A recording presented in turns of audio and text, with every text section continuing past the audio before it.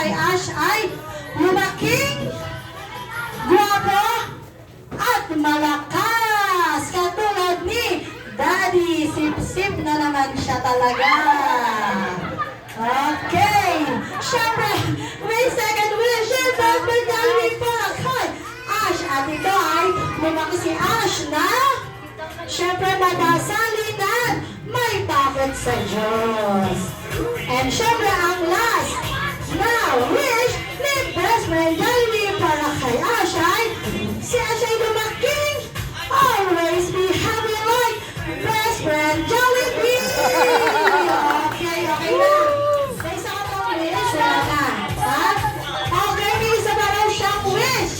Ano kaya ang inaama na wish ni Best Friend Jollibee para kay Ash? Siyempre, si Ash ay lumaking hindi ulit? Anong hindi? Kakain? Saan? Saan ako? Sa malayo po yun. Hindi po yun sa wakdo. Nakamawalan po kami ng trabaho. Yun po ay sa malayo. Kasi naman turo ka ng turo eh. Ay, yan ang sinasabi ko sa iyo. Okay na yan. Ha? May pang-lima?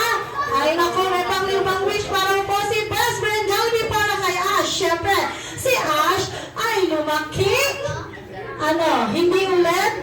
Ano hindi? Hindi daw? Magpo-birthday? Saan? Saan? Ay, naku, sa malayo na naman po. Naku, huwag niyong sabihin na sa Macdo. Di ba, Best Friend Jollibee ba yun, ha?